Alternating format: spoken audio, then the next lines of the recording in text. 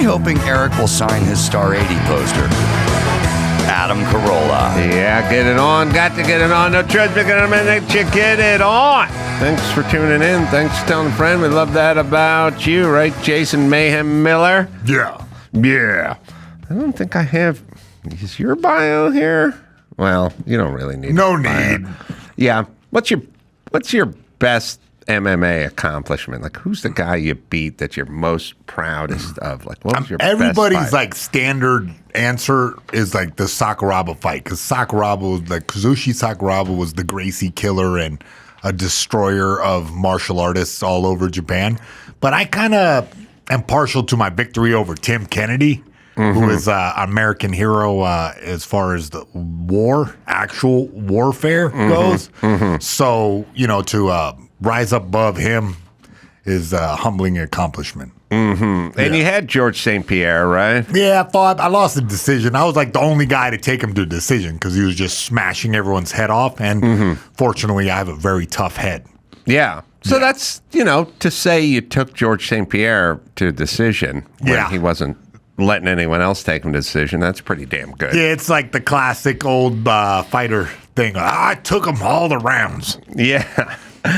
All right. So we got some of the news that you're becoming, that's your new job. News. You're doing a great job Newsman. with that. Yeah. I want to tell everybody, I've said it many times. I mean, you had to know when you were fighting, you had to be into nutrition, right? You had to know what was in stuff. I was looking. I want everyone to know that anything that advertises itself as honey has almost either zero honey or almost no honey in it. When it's like, I was reading Honey NyQuil. Yeah. Honey NyQuil has zero honey. Now, I don't know why you're allowed to have one of those weird honey ladles with the honey dripping off it in big letters on the front and have zero. Like, we do have rules and regulations, and I don't like the federal government, but I would say if something said this is, like, if you say your hotel is right next to Niagara Falls and your hotel is 13,000 miles away from Niagara Falls, I would go, I don't think you should be able to advertise that way, I don't think you should be able to show pictures of honey and call stuff honey something with no honey. Champagne in it has to be from a region in France. All right, otherwise, I'm just making sure. Yeah. Yes. Otherwise, it's sparkling wine. Fine. There's rules. That's what I'm saying. I was looking at Sweet James or Sweet whatever Ray's honey barbecue sauce. It was in my fridge, and I said, I got to know how much honey's in this thing. All right. The first Sweet Baby Ray's. The first ingredient is corn syrup. But it doesn't say corn syrup, it says honey. Honey was fourth. Corn syrup is number one with a bullet. I'm just telling you, everybody, if it says honey and you think you're getting honey, you're not getting honey. You have to read the fucking label. You're getting corn syrup and yellow dye number 3 or whatever color honey is, but you're not getting honey. And then also, everyone, if it's plastic and in a squeeze bottle, you can do better. You can do better. If you just simply eliminate, just take this oath. I will not buy things in plastic squeeze containers. You will cut 50% of the shit out of your life right then and there. Get it in glass. If it's in glass, it's always better. If it's in a squeeze container, if it queefs, when you squeeze, it's bad. It's bad for you. Nothing good comes in plastic squeeze containers. Mayonnaise, everything. Just get it in glass, and anything that says honey has no honey in it. What's the common man to do? The common man needs to not trust anything that says honey and not trust anything that comes in plastic or squeeze and not trust the man. Like when it's Nabisco or Beatrice or, some large conglomerate that also makes shit for the military. Don't buy it. Buy small shit. I'm missing my opportunity to plug my honey brand, samumanuka.com/mayhem. You have a honey brand? Yes. You have a brand of honey. Does it have honey in it? I thought you were doing this on purpose. No, I want to know about your honey. Yes. I mean, look, there's... You have a honey brand. Yes, I do. I thought you were joking with me because Samu Manuka, we make the finest Manuka. It's like one of those hot button topics about like... Wait, what is Manuka? Manuka is a special type of honey that's only made in New Zealand, okay? Mm-hmm. Because the bees, there's something special about them. All right. Out there, and the flowers that they pollinate with, okay, that makes this honey have antibacterial properties. It's pretty magical. Like, this is probably not the arena for it. This is probably more of a, I don't know, Gwyneth Paltrow type podcast. Like it's more of a antibacterial type. No, a lot of my fighters use it on cuts. On cuts? Yes, and because of the antibacterial property, and like guys with skin issues will like put a little bit on there and eat it. So I didn't mean to derail this show. No, you make honey. I didn't know that. How'd you get involved with I don't this? make it personally because it's there in New Zealand, but I had a fighter that traveled to New Zealand and talked to me about this thing and said, man, it's magical. It's the wave of the future. And he convinced me on it, and I went all out with them, and here we are. Manuka honey is expensive because it's rare. It is only produced in certain regions of New Zealand and Australia. Additionally, it is more expensive to produce because sometimes bees need to be moved to these regions, and there's a short flowering window of about 4 to 6 weeks per year. So this would cost more than average honey, but how much more? I mean, I wouldn't say, well, it depends. Are we talking in the squeeze with the queef bottle? Yeah, the queef, shaped more, like a bear. Much more than the bear squeeze with that. But it's a considerable amount more, but the health benefits of regular honey are nil. Like it's sugar. That's right. As I tell the people, there's all sorts of magical stuff ascribed to honey. I'm like, it hits your liver as sugar. Yes. It's just sugar. That's why it tastes good. That's why you go, well, I don't put sugar in my tea, but I put honey because I'm health conscious. Like it hits your liver like sugar.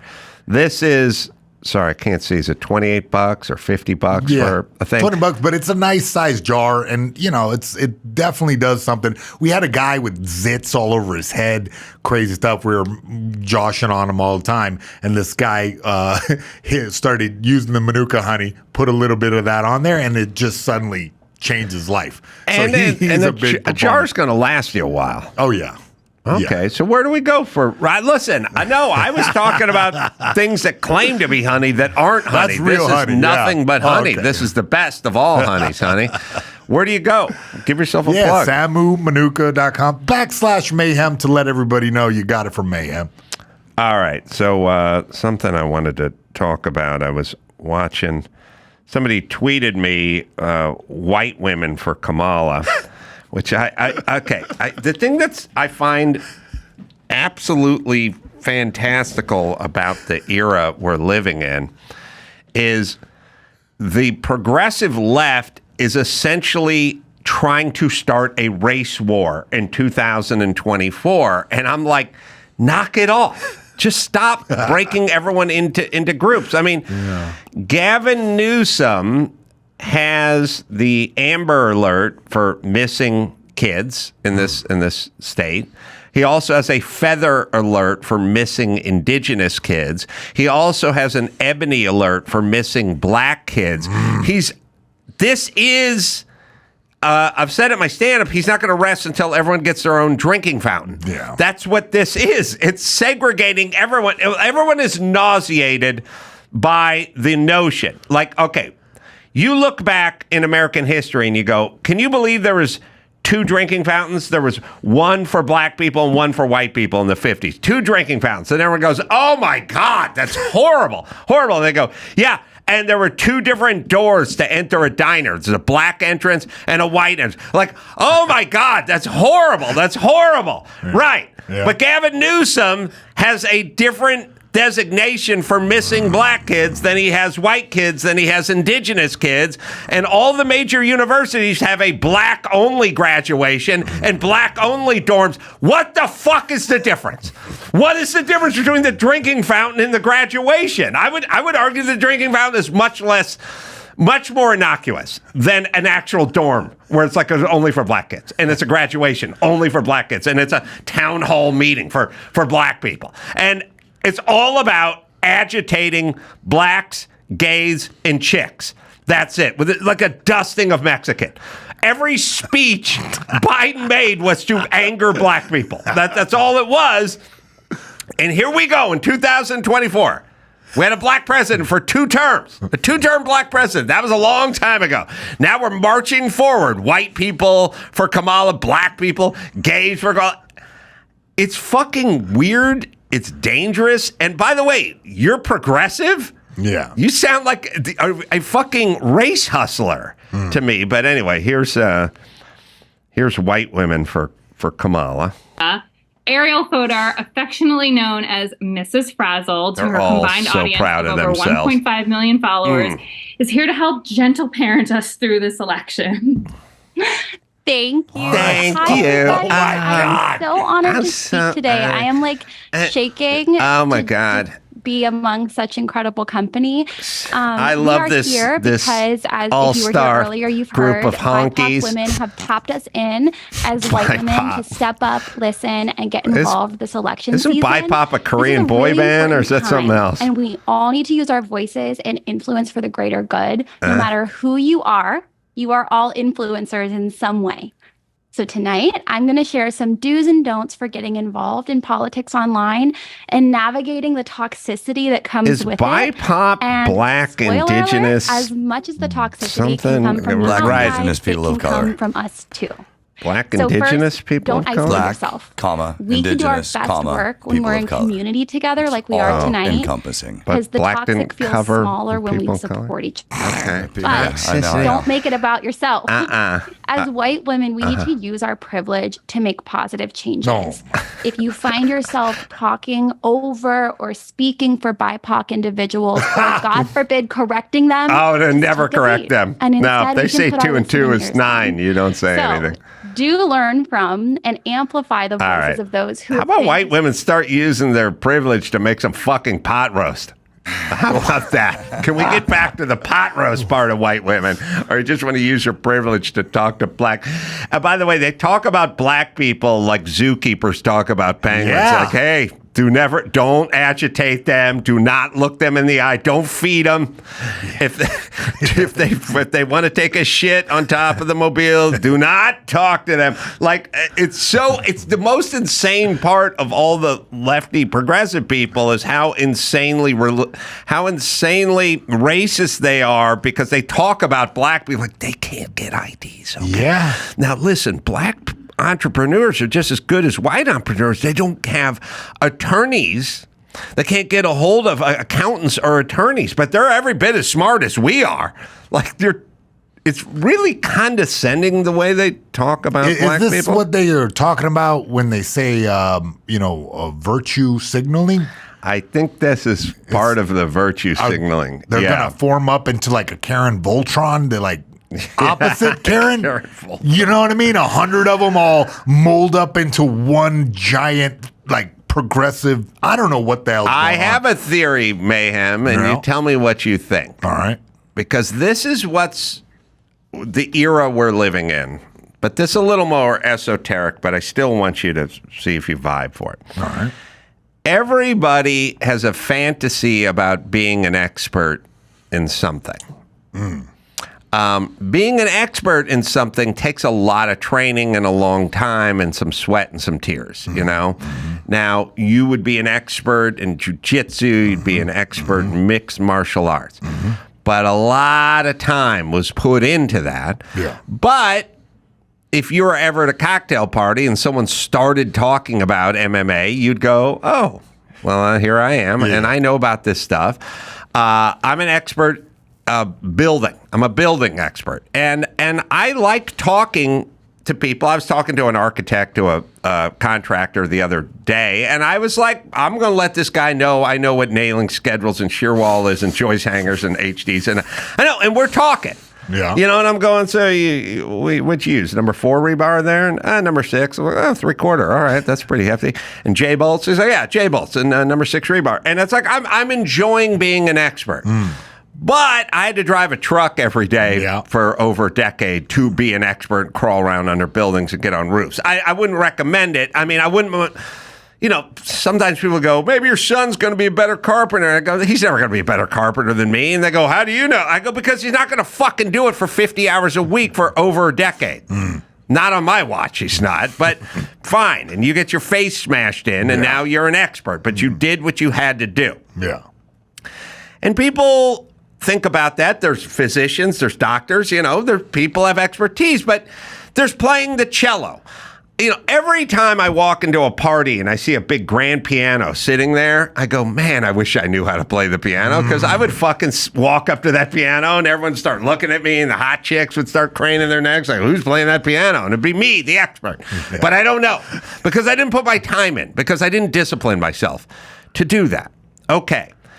We're now in an era where there's all these fucking people talking on the internet like they know something, getting all the satisfaction of being an expert, but not knowing jack fucking squat. She doesn't know anything about the BIPOC community. By the way, all this stuff's 10 minutes old.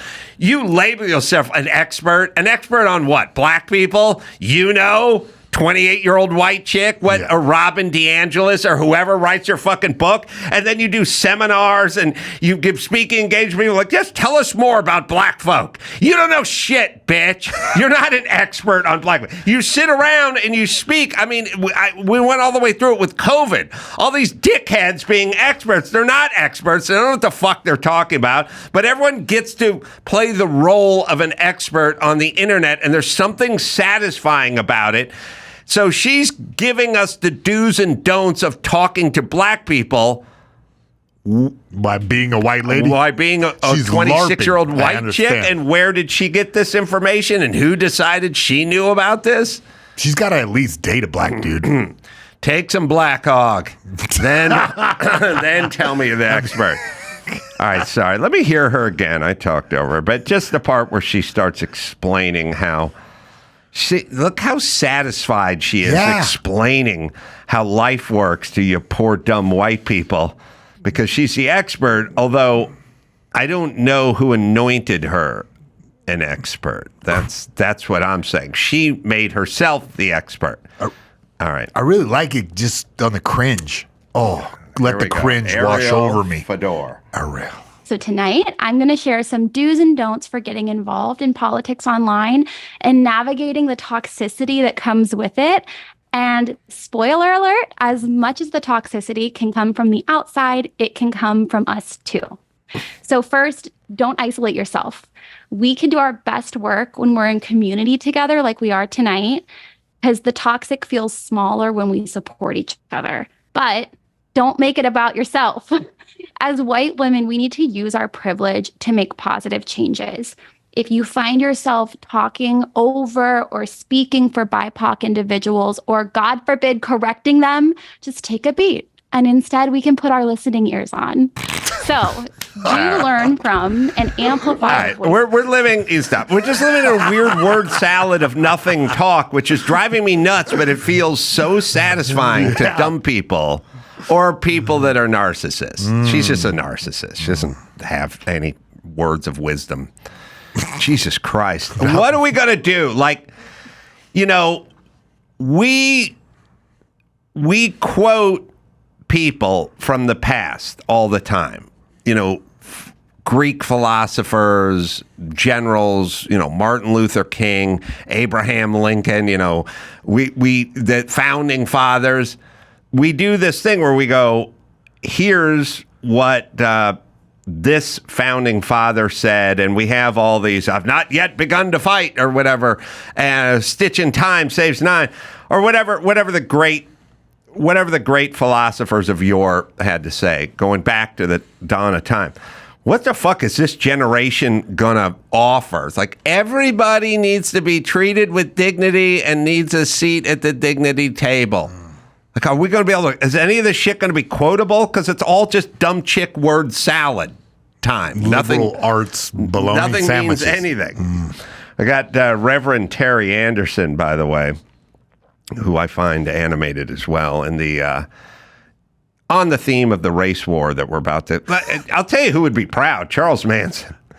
They're like, hey man, finally your dream of a race war is going to be realized in 2024. Here's him talking about Kamala and Joe. When Biden, and we might have a clip somewhere of me saying it was a bad idea from a while ago, but I don't know if we have that clip yet. I'm going with a black vice president clip. That's for another day, but you can find that. But I think Karen Bass, Kamala, and 2 other women. He basically said, here's the VP pool. It is 4 black women. That's who I'm choosing from, because I'm choosing a black woman. But you can find the 4. All right, sorry. But Reverend Race Hustler over here doesn't like the way it sounds. So here it is. Kamala becoming the presidential nominee. I'm going to confess. I wasn't too happy about that. But I'm all in now. I'm 100% now for this reason. This representative from Tennessee, sorry, Connie, from Tennessee, he called her a DEI candidate. That's right. And then they start calling her color. Then they start calling her out of her name. I don't know what out of her name And is. as a black man, I can't let no white man talk about no sister like that. God, I wish it was this easy for white people to talk. And I not take offense to it. Now I can smack sisters Because all I who want. is more disqualified than Donald Trump? And Republicans are all in because he is the avatar for their grievance. How qualified does a black person have to be? Graduated at the top of her class at Howard. Blew an Went to older law black guy to get a school. job. Was Attorney General of a state, a United States Senator, a Vice President of the United States, but she's not qualified? I want this guy speaking at my fucking funeral. I'm all in. Oh my Because God. I'm not going to let any white man tell me how I ought to feel about a black person. That's right. Can't let white people talk to you. Stony the road we've trod. Tony. What year is this? I know. Who are these people? Jesus fucking Christ. It's going to be a race war. All right. Karen Bass. Kamal. So Biden said, I'm going to choose a VP and I'm going to choose a woman of color. And these are the remember 4 I'm providing, which are, go ahead, Joe. Karen Bass. No? It's not on there? Oh, I heard it somewhere. There's Karen Bass, Barbara Lee. Barbara Lee. I think Barbara Lee might have died. Did she just die? Houston, she might Yes, have been. just died. All right. I'm going to miss her hats. And there's one other. All right. The point is he then gave a pool of 4 black women and then said, here's who I'm going to select from. And then he ended up with Kamala Harris. So that's a DEI. That's the definition of a DEI hire. I remember that. There's a weird thing going on, which is she was made the border czar, but now you guys are angry and says she wasn't the border czar, but she was the border czar. But that's because Biden made her the border czar. But now you're angry that she was called the border czar and said she wasn't the border czar. She was a DEI hire. That was your idea. And now you're angry that she's a DEI candidate, but that's why she's a candidate, because she was a DEI hire. I thought you guys liked DEI. I thought the whole plan was we need more DEI. You use DEI. Now you shouldn't be insulted by your own program. That's your program on the left, and your president used your program to get a vice president. It's a DEI hire. Then you go on a campaign trail and you go, these guys want to get rid of DEI. Well, is DEI good or is it bad? Because you're saying it's good, but then when you're president, but you're saying she's not a DEI hire. But what's wrong with a DEI hire? Why not embrace the DEI hire? It means you're not actually qualified for the job. That's the problem, but that's It what I'm seems like saying. to me that like politics plus information requires mental gymnastics. I don't know. I'm It's not true. that smart. All right, I got it. Kamala Harris of California, Val Demings of Florida, Atlanta Mayor Keisha Lance Bottoms, and former Obama administration national security Susan Rice. Okay. Karen Bass of California, among the black women being considered. Okay. Last I checked, all black, because that's what he said. He said, I'm going to nominate a black woman. I'm going to have a black woman as a vice president. So, sorry, Rev, but that's a DEI hire. And by the way, why be ashamed of it? Yeah, I don't understand You either, like yeah. DEI. I thought DEI was their thing. Or are you just admitting the truth, which is it's people who aren't actually qualified for the jobs that they have? See, and I just look at things from strategy perspectives. Isn't like the DEI thing for a contest where you're running for an office, if you're a pasty old white man, isn't it smart to have like a black person like kind of balance out the ticket? Yeah. Okay. And listen, when Gavin Newsom said he was going to replace Dianne Feinstein, because she's gone or dead or mummified or something, he said, I'm only going to replace her with a black woman, which I first off, can we go with qualified? Can we go with the most qualified? But he said, no, black woman. But it shrinks the pool down. It does. And then you guys end up with Kamala Harris. All right, good. You got some news there? I do. talk some And news. here's the news. Jimmy Kimmel, old friend of yours, won't be back as next year's Oscar host. And John Mulaney also passed on the gig. Yep, Kimmel has hosted the Academy Awards 4 times, including the ceremony held earlier this year. However, he declined to return as MC at the 2025 Oscars. People can confirm. People. Yeah, People Magazine, I guess that's who we're going with.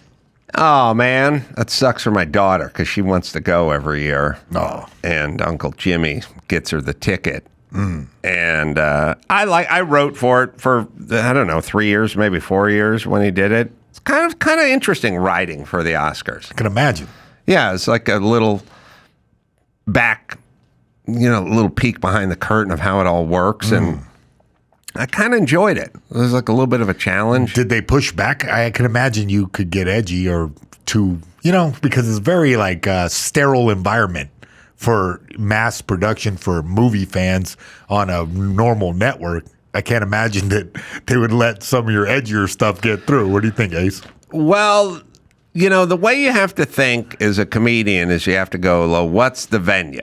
And so you could be doing a set at a comedy club late night, or you could be doing Dancing with the Stars, and those are just different venues. And so you're going to have to say different things in those different venues.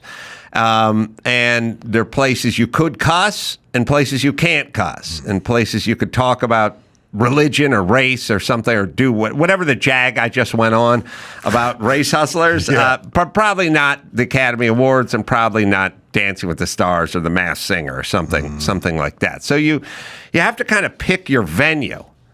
And then when you pick your venue, you have to then work within the perimeters of that venue, essentially. But Jimmy would like edgy stuff, and I would send him edgy stuff. And sometimes you'd send him shit that I knew he wouldn't do or couldn't do, but it was just to make him laugh, John Mulaney's not doing it as well. Turned it down. His Netflix show, not good. Whatever that Netflix is a joke. Everyone lives he here? did. Yeah, everyone lives in LA or whatever. Yeah. Okay, but the sketch is bad.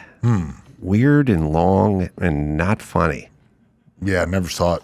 Yeah, I'll break down a little game film from one of those from those sketches one of these days, because I used to do a lot of sketches, and the thing about sketches is like you're on the clock. Like, hustle it along. What's your idea? They shouldn't be 11 minutes. They should be 3 minutes, you know?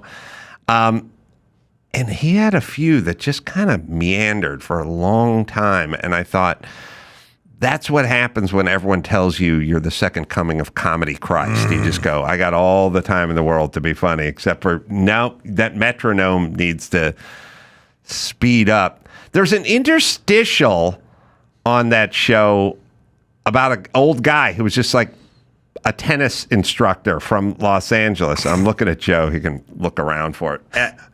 I don't know if we have a clip or anything, but it was just neither here nor there, not comedy, weirder than it was funny. And I just don't, I like John Mulaney and I like his stand-up. I don't like when people veer into the sketch genre and don't have a great idea for it. I like my sketches tight. Short and compact and tight. Yeah. Yeah. Mm-hmm. All right. Sorry. Well, speaking of tight, female prison guard admits to having sex with the inmate in recorded cell romp. Faces a possible life sentence. Yeah, this is out there in Britain. Female prison officer arrested after being allegedly filmed having sex with an inmate inside his prison cell. Oh, man. He's just coming up behind her, huh? Yeah, it gets serious from right here. That's a thong pole right there. Doesn't she know there are cameras everywhere? I think, Oh, wait, somebody's filming this. Oh, okay. Wait a minute. She's being filmed on a phone, so she's got to know. And then there's another guy smoking out, watching. yeah, Jesus she was. Christ. She had his cellmate film it Yeah, with her camera because she was she's an fired or quit. OnlyFans account. That's her whole deal. Oh, She's an OnlyFans model who is just really pushing the envelope here at the prison and getting pushed. Somewhere. Yeah. And she still got her belt on with her cuffs and her pistol and her mace and everything. And this guy's He's going to town. This guy's going to town from behind, and she's holding her mouth because she doesn't want the other inmates, I guess, to know what's going on over there. And I guess he's done. I don't know. We've listen. I'm going to talk to Oh HR no, he's not. about He's this. not done. Oh, now he's done. Well, somebody's. Oh no. Oh, she's getting on top now. Like, All right. I don't know. I was sure there'd be female prison guards. I guess is my thing. Like, Yeah. should women guard 500 men? Like, I don't know. I don't know that everything. she's a DEI hire, I believe. I don't think there should be female janitors going into the boys' locker room and mopping up like in high school and stuff like that. Like, I don't, call me old fashioned. I just feel like certain roles for certain genders, and I'm okay with that because this is too much. Well, in that same vein, we have another story about AI bots talk dirty to OnlyFans stars so they don't have to. OnlyFans is a porn-saturated website that offers subscribers a chance to forge authentic relationships with content creators, a.k.a. porn stars. But many OnlyFans porn stars rely on chatters to impersonate them in messages designed to pry dollars from randy subscribers. Do you need chat with your porn or your sex? Like, I never got phone sex. Did you ever get into phone sex? I mean, no, Why not? because there's like a very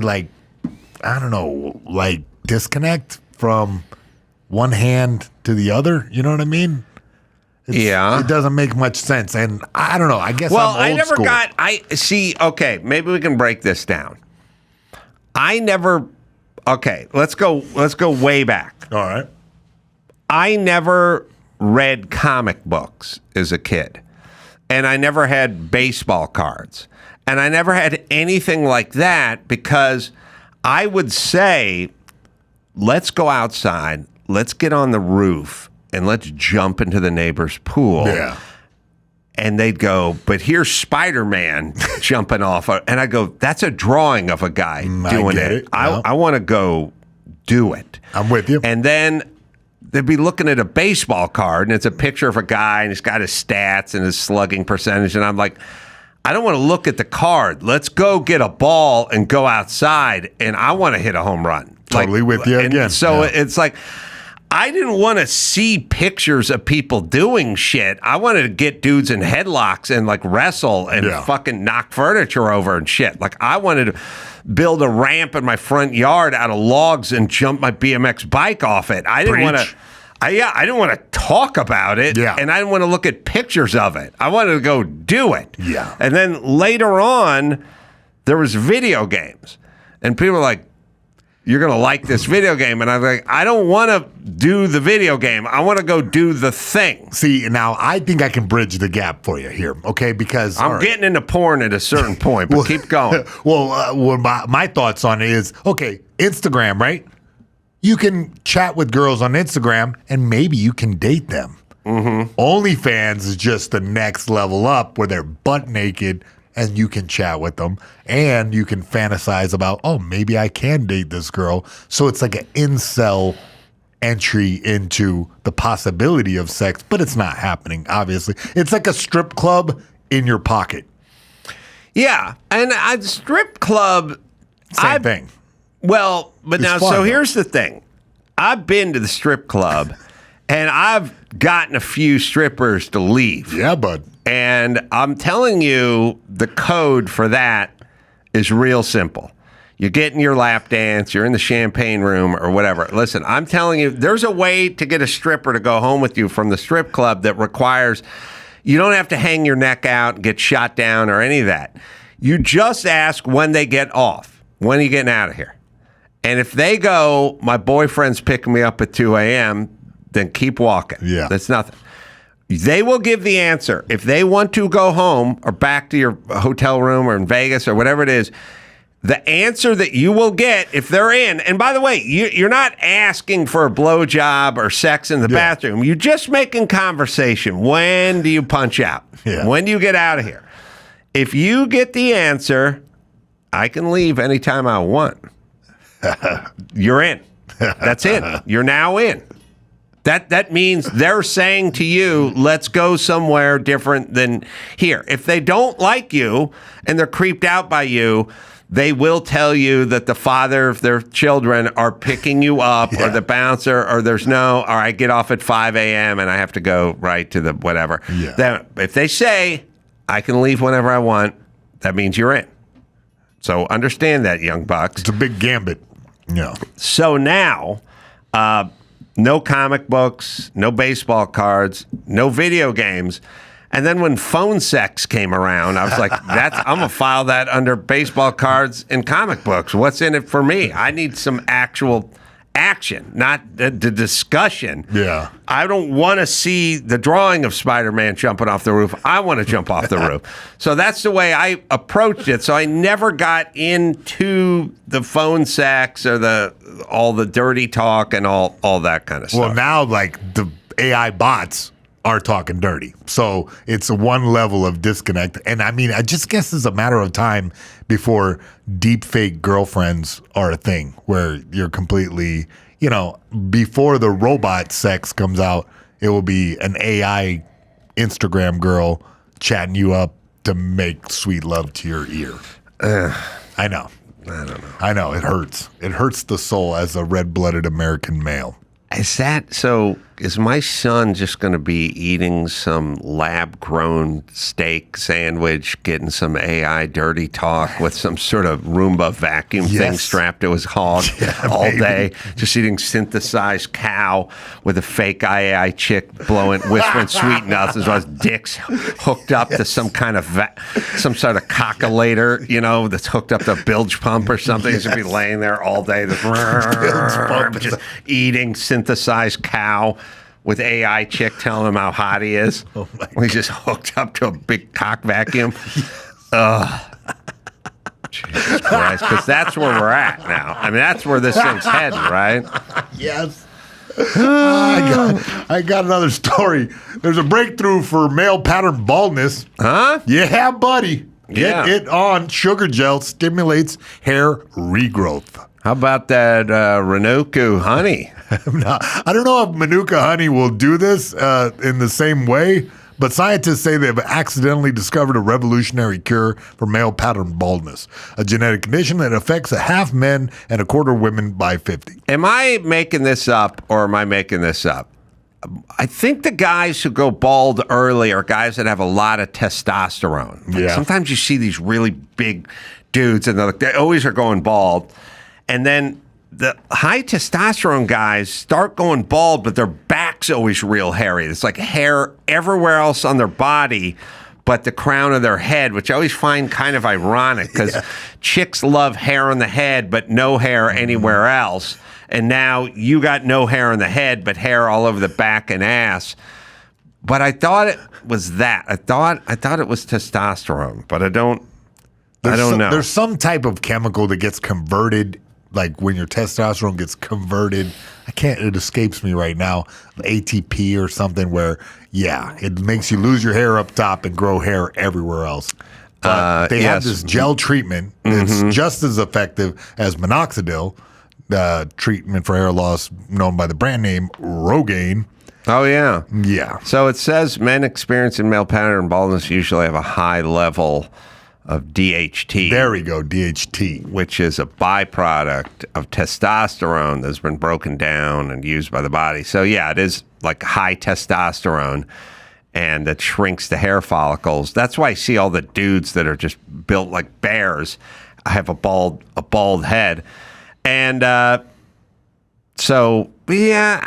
listen, I don't know.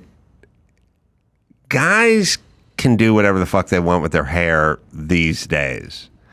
And it didn't used to be that way. It used to be you had to have this hairdo or that hairdo, and now it's do whatever you want, and there's no more judgment. And there are plenty of bald guys. You could kind of argue that Jeff Bezos and Michael Jordan, two of the most powerful, rich, respected humans on the planet, both bald guys. Picked it. Gone. Fine. Who cares? You know what I mean? Doesn't seem to slow them down. I don't know that you need to do this anymore. I just feel it's not the 70s, you know?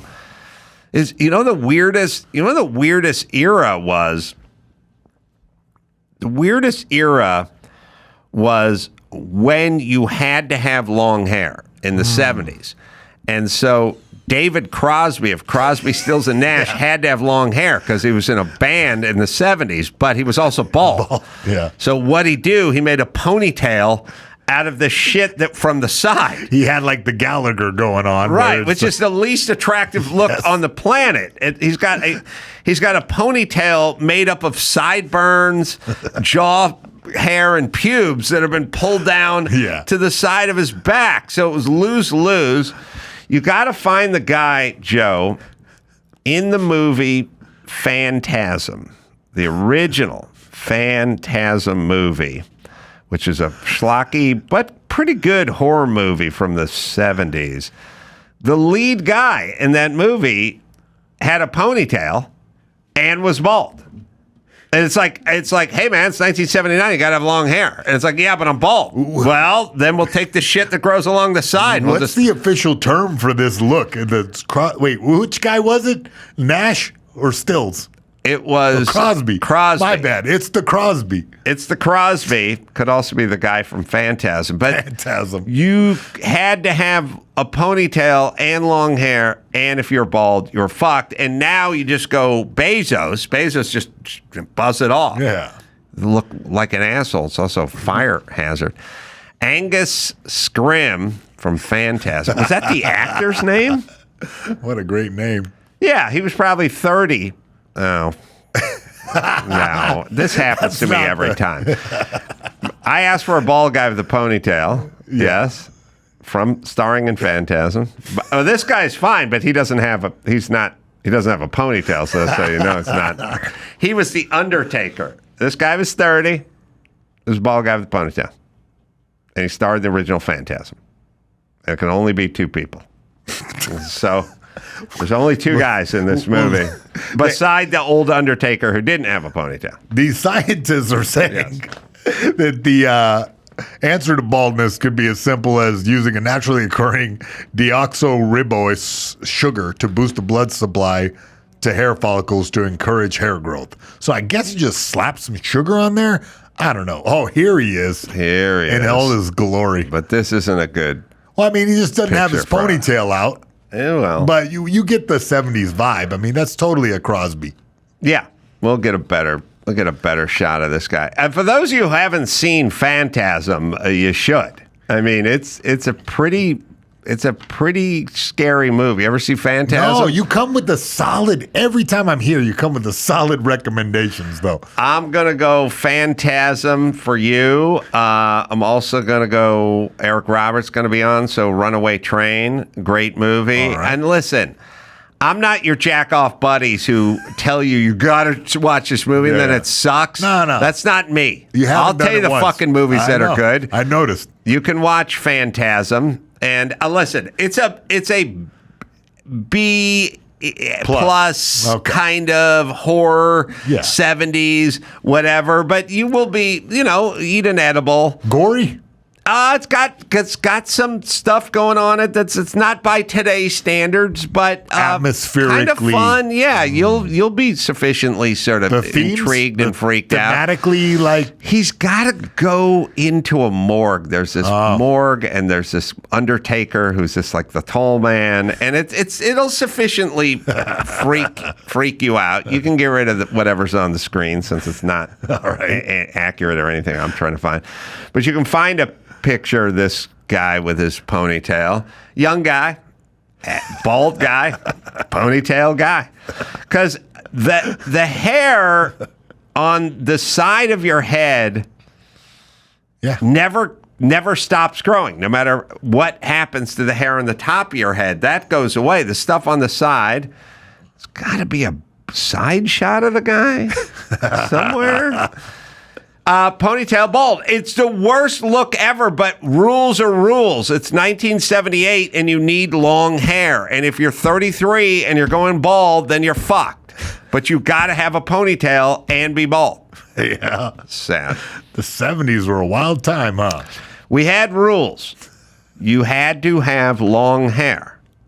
And if you didn't, then that meant you were either in the military. Yeah.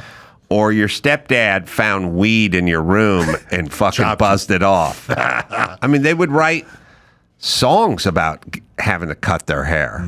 There was a famous song,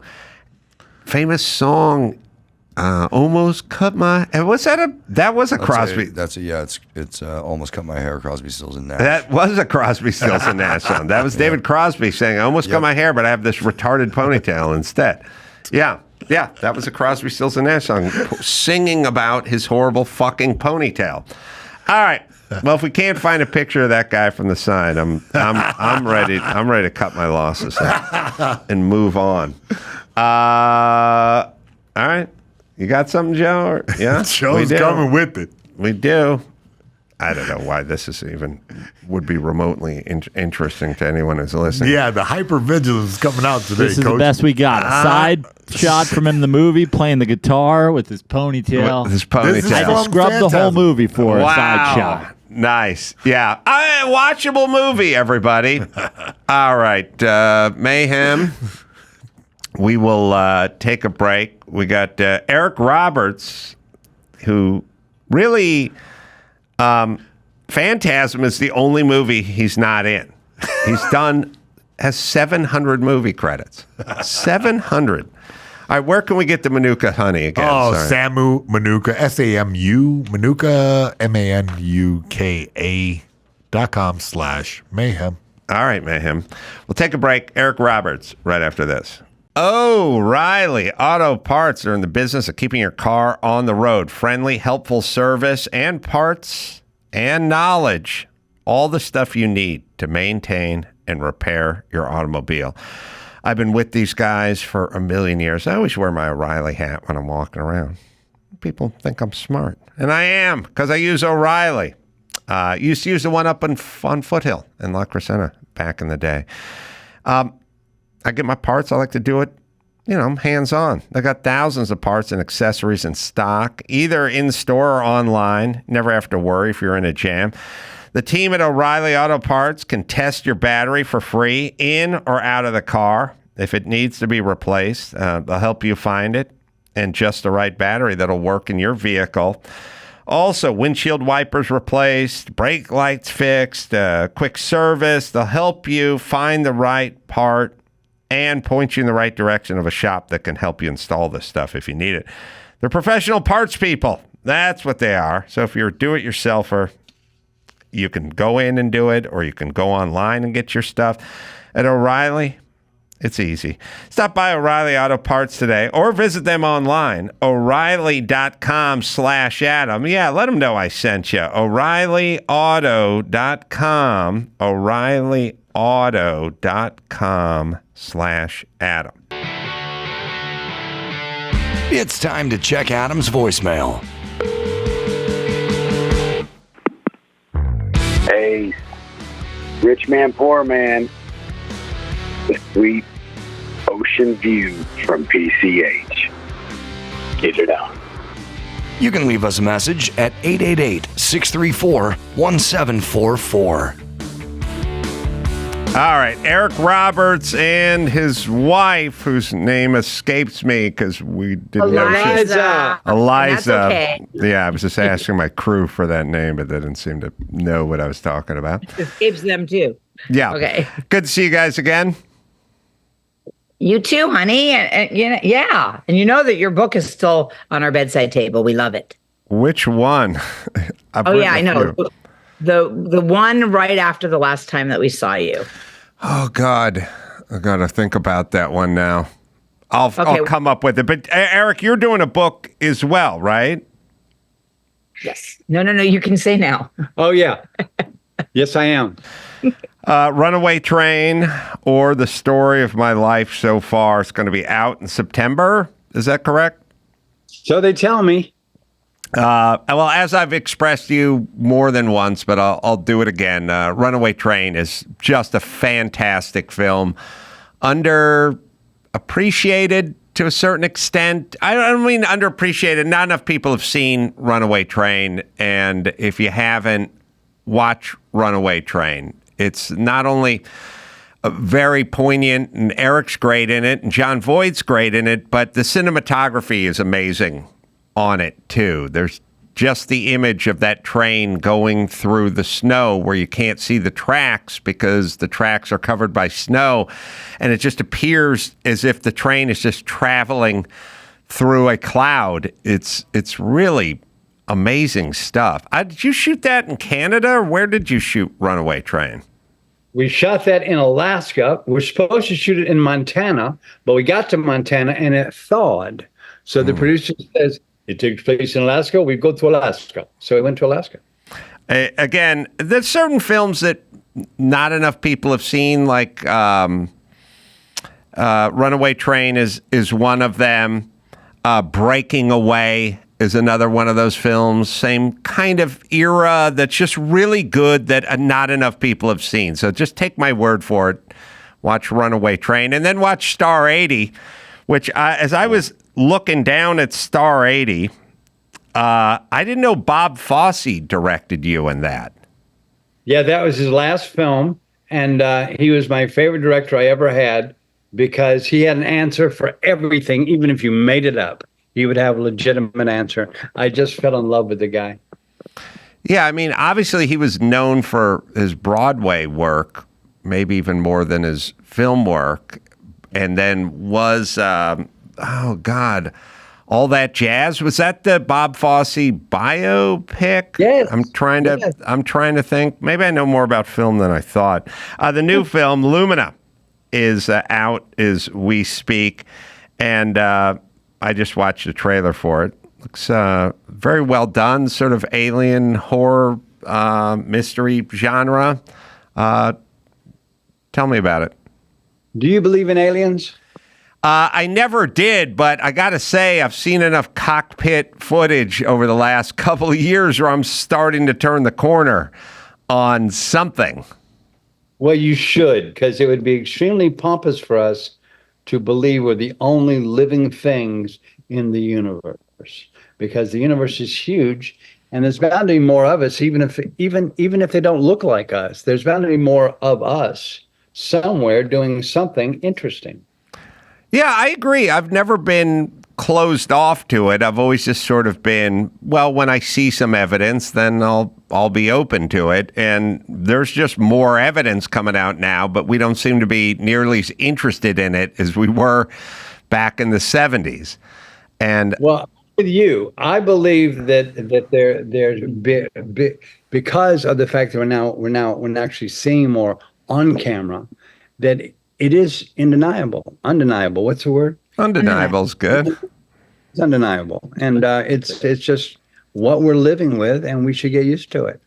I think there's a distinction to make, of course. I think if you just study Carl Sagan or Degrassi, clearly just numbers wise, there's life, so much life. The other question, though, that Lumina brings up, and that I think you're skeptical about, Adam, and so am I, is whether they're here, whether we've been visited and how, because, we know our technology doesn't take us light years away. So who knows about that? It's just that it is inevitable that they're somewhere, and it's really fun to think about it. And I wish there was as much interest as there was in the 70s, but we've become very self-absorbed. Yeah, I think we're spending a lot more time looking down at our phones than looking up toward the heavens. And I think it's a narcissist problem. And in the 70s, we didn't, obviously have the cell phones. We didn't have a narcissistic problem. We weren't all living in our own little cocoon and world. We were looking around, trying to discover things. And so UFOs were very interesting to us, like as a society. But now it's an element of what's this have to do with me, and how am I going to get more likes or clicks or whatever on my website? And it doesn't help with that. As a matter of fact, it's something much bigger and much further away and much different than you. It's the opposite of you staring at your phone all day. And I don't think it's captured anyone's imagination like it did in the 70s. 100%. You're completely right, Adam. Yeah. And the great thing about it is the more research that you do, the more endless it becomes. I was checking out your IMDb page, Eric, with the 700 movie credits and I don't know, another 90 on the way. I don't know who's more prolific than you are in the film acting business. I don't even know how you amass 700 credits. Is it just a constant working? What is the longest you've ever gone without making a movie or being involved with a project? I don't know, 5 or 6 hours. But here's the thing, Adam. When they took film and they gave us digital, everybody became a studio who owned a camera. So they started calling me directly. And my wife comes to me about 1995, 6 or 7, somewhere in there, and says to me, honey, we're getting 30 to 50 offers every day from all over the world. Do you want to do this? And I said, sure, thinking it would be a couple of months or a year. And that was, I guess, we're going on 30 years ago. And they just keep calling me. And I have a hard time saying no, because I love to travel and I love my vocation. I have so much fun, Adam. Yeah, I agree. It doesn't feel like work because, it really doesn't have many of the components of traditional work. If you really think about work started as physical movement, digging a well, thatching a roof, moving, cutting down timber, it was work. It was physical work. And then at some point, some people got into some air conditioning and some cubicles and got an abacus or something and sat in a chair that was covered with leather, but they still had to go to work.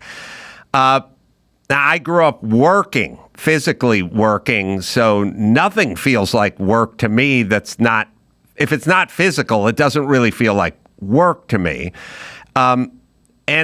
But you've been doing this for so long. Did you have that base, that background of physical? I worked the grill at McDonald's. That was enough for me to understand what I didn't want to do is and what work is. And doing comedy is not work. I don't file it under work. I get paid to do it, but it doesn't feel like work. And I don't know if you have the same mindset. Did you work construction when you were a teenager? Did you ever have civilian jobs? My last job, and before I left home, I worked for 18 months at the Jory Concrete Company, pumping concrete into walls. And it paid an extraordinary amount of money in 1974 or 5 at the time. I think it was $9 an hour, which was an incredible amount of money at the time. And I was only a teenager. And they were paying me because I would go up in these little cranes because I was small, and I would hold the hose and pump concrete. Yeah, and, you're pumping it into forms for something called tilt-ups. When they form it, they put rebar in it. Well, I did it for a million years. You did, exactly. So that's what I did before I moved to New York. I saved every penny I made, and that's what I lived on for my first 2 years in New York. Yeah, $9 an hour in the mid to late 70s when minimum wage was, $2.10 or whatever. $60 an hour. Yeah, that's pretty good bread for working a concrete pump back in the day.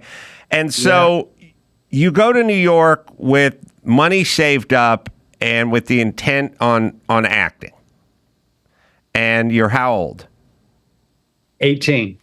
And who do you meet along the way? Like, who are some of the guys you run across? Because it's great talking to anyone in any profession because they will tell, if they do stand-up, they'll go, oh, yeah, Chris Rock was 15, and I used to see him at the clubs, and blah, blah, blah, blah, blah.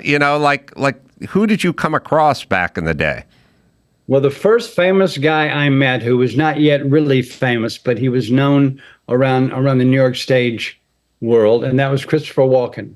My manager was also his manager, and the day that I signed with my manager, he took me where he was having dinner with Chris Walken, and we met.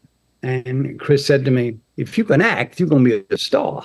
And that was my first kind of famous person, because I had just seen him on Broadway in Sweet Bird of Youth with Sweet Bird of Youth.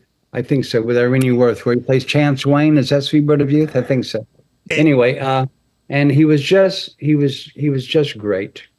Was Pope of Greenwich Village one of your first sort of big break? Was that after Runaway Train or before Runaway Train? That was just before. It was my 4th or 5th or 6th film. It was pretty early. And then the accolades came pretty early. How old were you when you did Pope of Greenwich Village?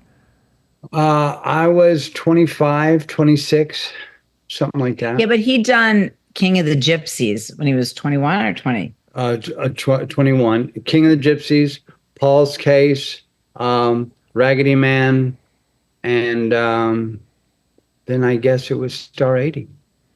But he started on a soap. He started in theater and then on Another World. Yeah, but they fired me. He loves to talk about that. I was talking about Star 80 the other day, apropos of nothing, but the whole story is like very dark and disturbing, and Bogdanovich is weird in it. That and I don't think people fully know how sort of dark and disturbing that story is. But was it weird or going places? They talked about as actors, where you get a role that's that dark and that disturbing. Was it kind of tough on you, or is it just check out, punch out at the end of the day, go back to being Eric Roberts? No, it was a struggle. It was a struggle because also we shot everything that happened where it really happened. Oh, in the actual home where she was. At the Madison, in the apartment where she died, in the home where she died. All the stuff is what really happened. In her home where she came from was her real home where she came from. In the Dairy Queen where I met her was the Dairy Queen where he met her. It was all the stuff. So yeah, this is Dorothy Stratton, who was Playmate of the Year, I guess, in 1980. And I don't know, maybe maybe I'm just waxing nostalgic and I'm thinking about high school or something, but those playmates were beautiful back in the day in a way that they don't seem to be today. Maybe it's the silicone boobs, maybe it's the tattoos. I don't know what it is, but I mean, these were real beauties, not, oh, good looking for Playboy. Just, Dorothy Stratton and Candy Loving and some of these other playmates from back in the day, they were just gorgeous, beautiful women. Am I right? So we were younger, Adam. So Yes. we looked at them as women. Yes. There were some older guys, and we look at them as girls. Yes. So it's a whole different point of view of us. So I think that's really the key. I don't think they've changed that much. I think our point of view has changed that much because our tastes have changed, Adam. You may be right, but I'm telling you, look up Candy Loving from like 1979. You're just not going to do better. In the female department, you just don't get better looking. And I'll say the same for the late great Dorothy Stratton, who worked at a Dairy Queen in Canada. Vancouver, yeah. And her boyfriend took some pictures and sent them into Playboy. And the next thing you know, be careful what you wish for, because she's at the Playboy mansion, seeing all the big stars and the bright lights, and has decided that she can do better than her old Canadian boyfriend, right? And she did, and he got mad about it. Yeah. And he ended up murdering her, but I don't know whatever became of him. Well, after he killed her, he took the shotgun and he put his forehead against it and he blew his head off. Oh, so that's right. Murder, suicide. God, everyone who does the murder-suicide thing, I always think, couldn't you just do the suicide part first and leave the other person out of this? You're going to kill yourself in 2 minutes anyway. Why not just go first? Y'all think the same thing. Yeah. You guys. So, that was a crazy, crazy story. But the craziest part of that story, of course, is Bogdanovich, who was dating Dorothy Stratton and then moved on to Dorothy Stratton's Canadian younger sister. Yeah. I got a great story about Bogdanovich. Please. Fox and I are doing research. We were together every day for 3 months, before we shot a frame of that movie. You and Bob Fosse, sorry? We were bonded in doing homework on that movie. And I got distracted. What's it going to tell? Oh, Bogdanovich story. Oh yeah. So we're at the Comstock Hotel, which is no more. We're at the Comstock Hotel over on the edge of Beverly Hills and the Westwood. And I'm in my room. It's about 8:00 in the morning. Now, Bob Fosse was a methamphetamine addict, so he was always in a hurry. He was always ahead of schedule. He was always flying. So he's knocking on the door. Let's go. Bam, bam, bam. Let's go. Well, I'm in the shower. Have a seat on my bed. I go in my shower. I'm in the bathroom, and the phone rings. I say, answer my phone. He goes, I'm not answering your phone. I come out on my towel and, hello, it is Peter Bogdanovich. I say, it's Peter. So we both sit down on my bed, and we're both holding the phone here. And Bogdanovich proceeds to tell me about why I should not make this movie for Bob Fosse. Maybe he will consider me for the role in his version, but I should not play this because it's going to be a bad movie, inaccurate, and unfaithful to the truth. So what am I making? I said, I can't discuss my own money with you. Well, whatever it is, I will do better.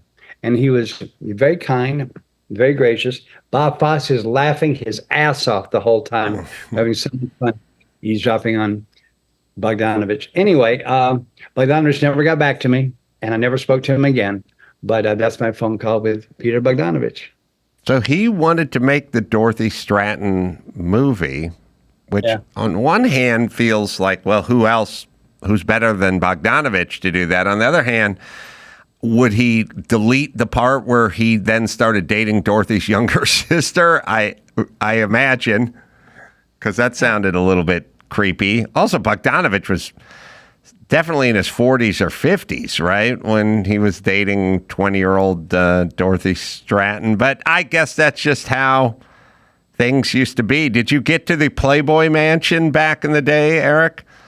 Oh, yeah. Every Monday night for movie night. And James Caan was always there. There were guys who were regulars, and it was a place to go, to relax, to get fed, to get entertained.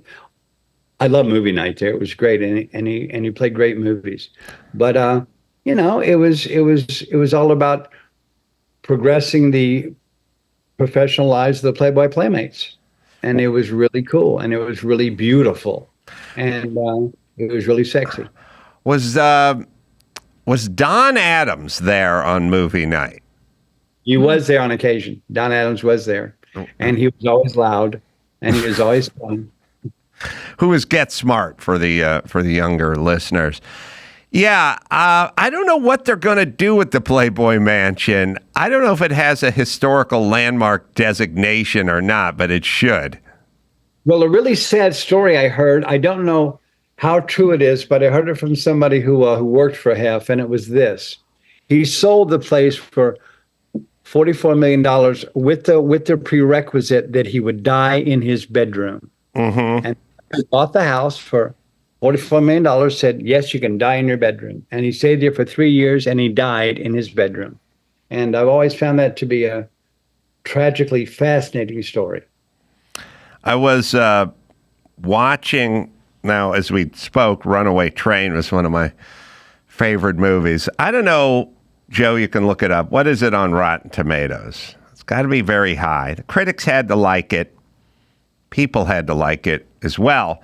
But that's not the Runaway movie I was watching the other night. I found myself watching, in its entirety, Runaway Bride with Julia Roberts in it.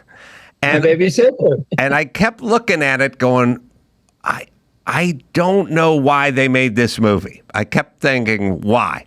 And then I started thinking about Richard Gere, and I was like, what's Richard Gere doing in this movie? Because it was so much fluff.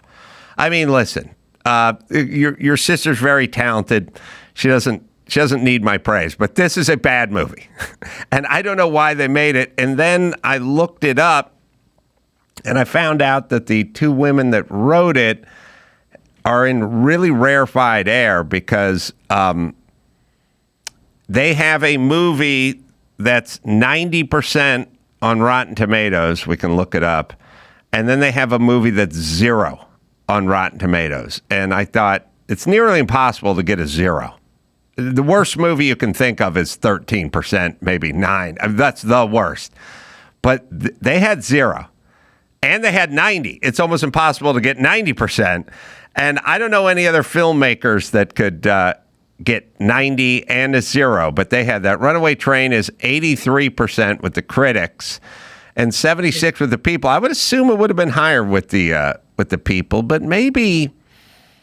I mean, it was a tough movie. Like it's not an easy watch. It's a little bit of a tough watch, and maybe that's.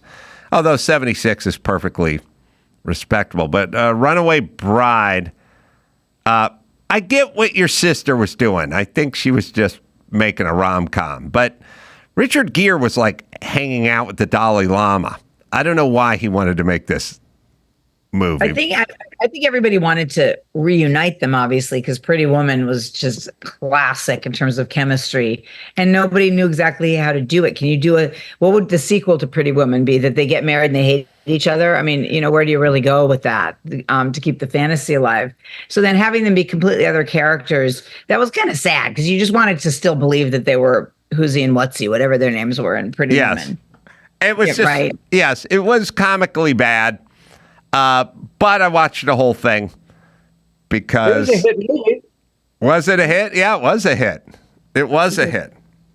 Are you speaking to Julia? Are you on good terms? What's the situation like with her? Julie, come here. No, come here. Come here. We're fine. You're fine. She's in the room. I don't know. Maybe we can figure this out because you talk to Sylvester Stallone, you do Frank Stallone, then you talk to Alec Baldwin, and you talk to Stephen Baldwin, and there seems to be some baked in. I'll put it to you this way: almost all comedic partners whether it's a morning show team, Mark and Brian in the morning, or, Martin and Lewis or something like that. At some point, there's a rift and they don't talk and there's an issue. And it's almost baked into the relationship. I don't know why, but it's baked in to the family, actor, sibling relationship, just like it's baked into the morning show team or the comedy duo relationship. That's how people would have it be. That is not the crux. The crux is I got my sister into movies and she took off incredibly on her own and did perfectly. And I am so proud of her. I can't see straight. And I also like her. And I also love going to her movies. The same with my daughter. We just spent time with my daughter's movies. Emma, yes. I love seeing them in movies. It's so much fun for me, and it's so rewarding, and it's so satisfying, and instills in me huge pride. And the only people who want an issue are people who are not close to us, and will never be up for the same parts. We'll never have to compete. We're just a family who got lucky and very successful, and we have a lot of fun doing it. And the fact that we don't agree on everything means nothing. I love my sister. I like my sister. I respect her work. I respect her life. I love her as a mother. I love her as a sister. I like her a lot. So I don't really have an issue with everybody else having an issue. Is there a third brother or sister that we need to know about? Her name is Lisa, and she's in between me and Julie. And is she like the third Manning brother? or I mean, is she just chosen a civilian life and is enjoying her civilian life, or did she try to get into the arts as well? Again, she produces most of Julia's movies, and she's also been in a lot of them, and she's a really good actress in her own right. So, but what you're saying is really valid, and I don't think it just is in artists. I think that there's definitely all siblings think the parent thinks the other one is the favorite. All siblings are just wondering if they're going to get this equal piece of pie. It is innate. It's in animals. Yeah, I rarely quote Danny Bonaducci, but here goes. He said to me once, everyone does this childhood actor train wreck stuff, that how every childhood actor turns out to be a drug addict or whatever. He said, think about guys you went to high school with and how many of them just became alcoholics and drug addicts and ne'er-do-wells. And I was like, oh, most of the guys I hung out with in high school turned out to be that. So he said, but you just say it's for Hollywood actors, and it's not. It's baked into all the guys you hung out with in high school. And I guess you're right. Most people, if you talk to them about their siblings, there would be some friction and some grief and some daddy liked you more, or a grievance, a thing, a business deal that didn't really work out, or something like that. But it's highlighted when we're talking about the Baldwin brothers, I suppose. So I love the Baldwin brothers, every one of them, and we both know them really well. She introduced Alec to Kim. Oh, really? Just casting choice for the marrying man. But yeah, I just knew they'd fall in love. I like the Baldwins as well. Oh, by the way, the movie that the writers of Runaway Bride, The Descendants were their highest one. That's that Clooney Hawaii movie. Yeah. That's at 90%, and then Worth Winning is the one that's at 0%. And I can't remember. The same people wrote The Descendants who wrote Runaway Bride? I mean, they're really? Are you saying are they the writers or the producers? Oh, wait. Oh, I got the wrong movie then. It's a Disney movie about magic kids? I thought that was the one about the Hawaii. Yeah. The one. I don't know what someone's holding up two fingers, but I don't know what two fingers means. Yeah. Is it? I thought The Descendants was that Clooney movie where there was like land in Hawaii or something. Yeah, you're thinking about The Descendants. She wrote Descendants. Oh. Yeah. Oh. Well, I don't feel stupid then. She wrote Descendants, not The Descendants. Right. And aren't you the one who you ended up watching Runaway Bride when you were trying to watch Runaway Train? So there you go. Thanks.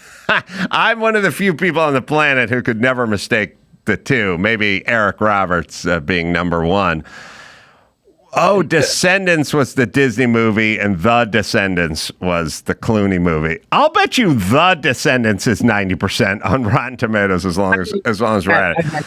And then Worth Winning was not the Greg Kinnear romantic comedy one, but we'll try to figure out who that one was in. All right, so now I don't know I don't know how to feel.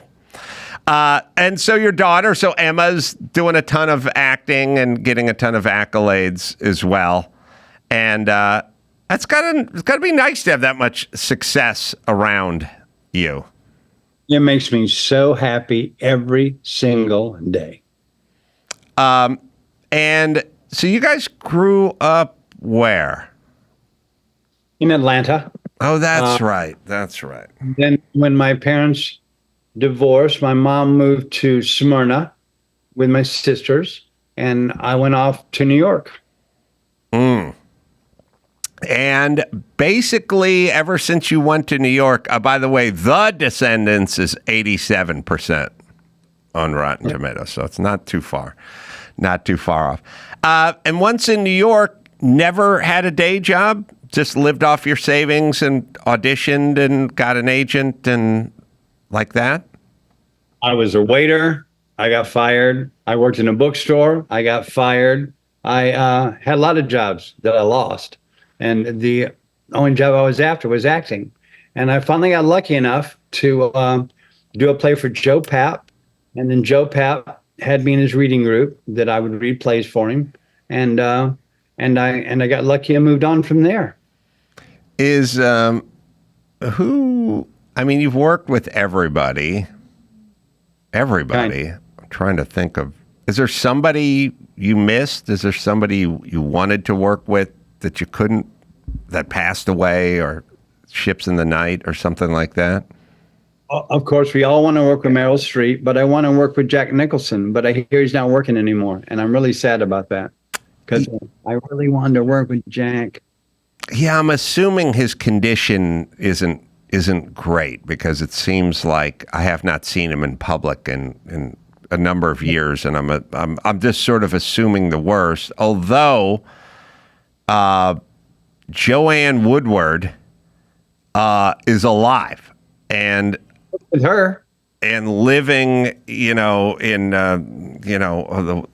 wilds of upstate, New York. Oh God, where are they? Where's Lime Rock? Eastern Connecticut. Connecticut. Yeah. Connecticut. Yeah. I mean, she's obviously been out of the limelight for 20 years. I don't know, 15 years or whatever, but she's with us, which is kind of crazy. She played my mom in the last play that he did. He played a judge. I played his son, who's a lawyer. She played his wife, my mother, at the Actors Studio. What's that thing called? I forget what it's called. But anyway, we did that play together. It was a marvelous play. He was stupendous. She was stupendous. I was good. It was so much. And so Newman, that was Newman's last play? Yeah. And Joanne played your mom. Yeah, my mom, his wife. Yeah, and she was the nicest person I ever met up till I met her. Any recollections of hanging out with those two after the show, or how did that work? We just worked together, and we'd always have a bite to eat every night after rehearsal or the show. And he was a little bit cranky, and she was a little bit effusive. And I was in heaven because I was working with both of them, and they were both nice to me like they liked me. So I was so happy. What year was this? Do you recall? Would have been 19. God, I don't know. I guess we're talking 85, maybe. I don't know. But this is, Newman's in his prime at this point, right? I mean, he's not old. call it his elderly prime. He was not middle aged anymore, but he wasn't old and frail. I mean, he died in 08, I think. I know. I made a doc on him. So Like 5 or something. I think he died. I think he died in 08. And I think he died at 82. So this could have been 20 years before that or so. No, it wasn't that far. Yeah. No, it might have been. Yeah. Yeah. Well, so you got to work with Newman and Woodward. Yeah, Woodward was cool. Yeah, I guess cool. Newman, by all accounts, let's see how to say it, be polite. He didn't have a lot of time for a lot of people unless they were talking about racing cars, in which case he did have time for people. Yeah. And when I made the documentary about him, I was just basically told he didn't like getting bothered and he didn't really like small talk. But if you wanted to talk about racing, then he was all in. But he didn't want to talk about Hollywood or movies or anything else. No, he didn't do that. He did. We heard, people drive you to set when you're on location. And a lot of times they're Teamsters and whatever, and they drive you and you develop a relationship. And boy, can you find out everything about everybody from your driver. Oh, so, 100%. Yeah. Right? Eric was really nice to a fan one time, and the driver was present. And he signed an autograph, did a picture, whatever it was, normal stuff that he does. And the driver just launched into a thing about who is crummy to fans, and his entire list was Paul Newman. Yeah. We were talking about the Baldwins earlier, and I'm only friends with Alec Baldwin because he had a driver, and it was the driver he would use every time he came to California, probably on his rider, that he got this same guy who would drive him to set every day. And this guy was a huge Loveline fan and he used to record my radio show. And he'd have it on cassette. And he'd say to Baldwin, hey, I got this cassette, this show. And Baldwin didn't know what it was. And he was like, you might like it. And he'd pop the cassette in. And so at some point, they would find themselves just listening to a cassette recording of Loveline. And then the next time Baldwin would come to town, he'd get in the car and he'd go, got some Loveline? And the guy would go, yeah, I got the cassette. And he'd pop the cassette in. And then at some point, Baldwin, through hours and hours and hours of sitting in the back of a town car and listening to recordings of my radio show, became a huge fan of mine. Although I'd never met him and I had no idea that he would ever know who I was because he was in New York and the radio show wasn't syndicated in New York. Right. So when I did finally run into him on a flight from New York to LA, I was like, oh my God, that's Alec Baldwin, but I wasn't going to say anything to him. He would have no way of knowing who I was. I was a LA radio guy. And he said something to me. Went, hey, what are you doing out here in New York? I said, I was doing Howard Stern's show. He goes, he should do your show. He should be listening to you. And I was like, what? Where'd this come from? And he's like, I listen to the cassettes. And I was like, oh my God. That was about the best flight I ever had, I would say. Because everyone is a Baldwin fan, and I just had... Isn't it illegal? It probably was illegal. Wasn't it illegal to reproduce your show in any fashion? Yeah, I asked Major League Baseball. They don't appreciate that. I know it was so analog. This guy lived in Arizona, and he would record the show on his cassette player at home and then get piles of cassettes. Because Baldwin would be gone for 5 months and he'd have all these piles of cassettes and he'd go, all right, now I got piles of cassettes. We can listen to them in my town car. Just think about how analog everything was, but how the voices got shared, it still worked. I know. And Loveline, by the way, is great. So I get it. That's a great story, Adam. I know, and I would have never thought of it in a kabillion years. I think his driver... And then we invited his driver to come by and watch and so on and so forth. Let me plug the movie one more time. Lumina. It is available on VOD and in some theaters if you can find it. But I would encourage people to watch the trailer and tell me if you don't think it looks really good, because I just watched it and I thought, man, this looks really good.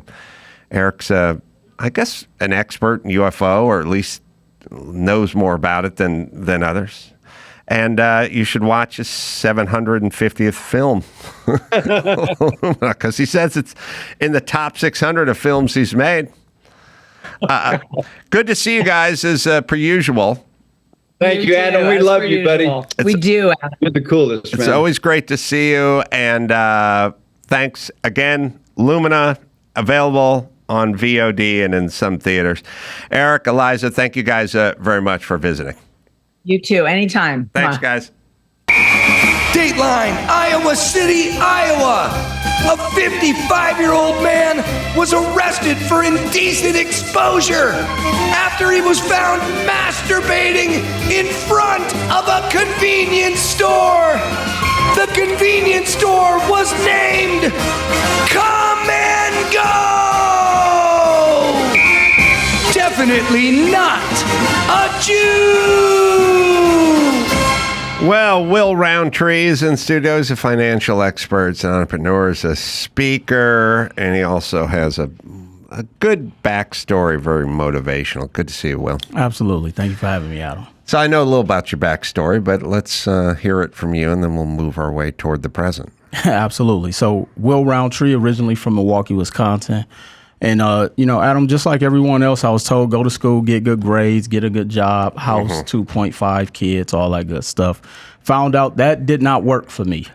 And so went to college, was in my economics class for maybe a semester and a half. And I remember my econ teacher telling me, this information I'm teaching you will not help you to become rich. So I actually dropped out of college at that point. Went into the workforce, started working, was working at a warehouse, thought I was going to retire from there. Was there for about 7.5 years. And then one day on August 13th, they told us the company was sold to a hedge fund. August 14th, went in, chains were on the door, didn't know what I was going to do with my life. Had dropped out of college, had no real skill set, but fortunately, I was actually introduced to something called network marketing in 2003. And so joined network marketing, didn't make any money, but the one thing that it taught me, Adam, was personal development. I actually started reading books like Think and Grow Rich, Rich Dad, Poor Dad, How to Win Friends and Influence People. And it really just taught me how to change my level of thinking. And so from there, I was working with a gentleman who was teaching me a lot just about business and entrepreneurship. He said, Will, we're building a team in Las Vegas. Would you like to go out there? And I'm like, absolutely. Had nothing else really going on. Wasn't making much money in the network marketing organization and didn't have any money personally at the time. So he actually loaned me $500. I took that, moved to Las Vegas, and quickly found out entrepreneurship and business is not easy. So got out there, found myself couch surfing, sleeping in my car. And then I would go to different libraries and internet cafes and started reading books and going online, started to learn things about credit, about business, and learning how money works, who banks loan money to, and different strategies and different things like that. And so took that information, applied the practical application to myself, ended up, kind of starting not necessarily a business. I really was just going out educating people on the information because I saw what it had done for me. I was able to get my first vehicle without having to put down money on a car, because I always thought you had to put 20-30% down on a car. But when you have great credit, you don't put money down. Was able to purchase a house in 2012, 2013. Coming from Milwaukee, I never even fathomed owning a home, let alone coming from homelessness to being able to purchase a house. And so when I saw what the barometer of where everyone was losing at, it was about understanding how finance worked. And so from there, just started partnering with different realtors, doing free home workshops and seminars, and it just kind of morphed and grew. And I ended up writing my first book, Credit is King, in 2016. And it's actually one of the top selling books on Amazon. And fast forward, the Cliff Notes version, we're here today. I've traveled the country. I've 3-time selling author. I'm a TEDx speaker. I've worked and mentored over 50,000 people in person and virtually. I've helped probably, 2,000-3,000 small and medium-sized businesses get access to about $400 million in capital. I've partnered and licensed my content to different universities. So I've done a lot. Is there, all right. So I come from poor people, and there's an aversion to talking about money and to discussing finances. And they didn't even say career. They said job. Definitely. You got to work. You got to get a job. Everyone's got to have a job. They never heard the word career because that was like for other people. Or somehow doctors and lawyers, but you're not a doctor and you're not a lawyer. So you got to get a job, Definitely. And I realize a lot of it is a mindset. People talk about the haves and the have-nots, and these people from this side of the tracks don't have what those people have. And I go, it's more of a mentality, because I come from white people who were educated, but their mentality was bad with money, and it was weird, and we never discussed it. And I just got a job out of high school, and that was it. And I never thought about it. And then I realized it's where I come from. Like, they didn't talk about investments, flourishing, accumulating wealth, generational wealth. It was all just get a job, and the man's going to fuck you at some point. Like, that was all it was. And he's going to give you as little as possible, and you're screwed. But you try to get a job. And then I realized now I'm thinking about it because I got to go get a colonoscopy in 2 days. Okay. And I realized there's certain groups that don't get colonoscopies because they don't want it. They don't think about it. They don't like it. They don't like the concept of a colonoscopy, right? So they go, a lot of people, men in the black community go, I'm not getting a colonoscopy because I don't want to. You know what I mean? And it creates a problem because then there's colon cancer and we didn't diagnose it early enough. And I wonder if it's the same in a weird way with finances, because I feel that way. I felt that way coming from where I come from. Not in the black community, but certain communities have it worse than others, where they almost just don't want to talk about it. Definitely. Or they don't trust it or something, like the colonoscopy. Like it needs to be done. They should be doing it. It's healthy and it should be discussed, but it's not. Well, I mean, I grew up the same way. I used to have this thing where I would say, in my family, we didn't discuss finances, money, credit, banking. All I was taught was to save money, but you can't save your way out of poverty. Right. And that was something that I learned. And as I've traveled this country and been working with people for over 10 years professionally, the thing that I've learned, Adam, is that the brain only knows patterns. So if we grew up amongst that, where all we knew was, eating syrup sandwiches, at least that's what we ate in my household, or poverty, or, however one grew up when it came to the lack of, that's all growing up. You don't understand the difference between saving and an investment account. You don't understand the difference between an entrepreneur versus getting a job, because it's two totally different worlds. Yeah, I used to describe my family this way. I would say, you guys are in save a nickel mode. I'm in make a buck mode. I like that. And you can save all you want, but if you're just saving nickels, it's not going to add up. Get out of saving every nickel mode and get into make a buck mode. Meaning, don't be a defensive fighter, be an offensive fighter. Move forward. You're not going to be. You could beat Mike Tyson if you move forward. If you try not to get hit by Mike Tyson, then you're going to get hit by Mike Tyson, and it's going to be a short night. So, be in make a buck mode, which no one in my family ever got into, because they were sort of fear-based. I realized they didn't trust themselves or the system or whatever it was, and maybe it was a situation of, look, they didn't have much money, they weren't much good at this, and it would have been kind of painful for them to admit that they were essentially failures. Well, I think some of it came from the marketing from banks. You think about banks make money off of mortgages. Banks make money off of the backs of people putting their money into savings accounts. So if someone puts $100 into the bank lends out at least 90 of it. And they keep $10 of your money there, and you're making interest off of the least amount of the money that they keep of yours. Whereas someone like yourself or myself, who's an investor, we take that $90 from the bank that we can borrow tax free, and we go make more money off of the person who saved the money in the bank. And so there's this conundrum of the difference of how money works. And I think that's what the biggest issue is. And that's really what my entire mission is to do, to help people to understand that, because in America, especially from a small business standpoint, we're in a very bad position right now financially. Why are we in a bad position financially right now? Well, I think a lot of it is that you have a segment of individuals who they're going to always know how to play the game. And then there's a segment of people who don't know how to play the game. And so what I, have kind of really just taken my entire career to do is to learn how to play the game. And my game is helping, that kind of helping America by fixing small business owners.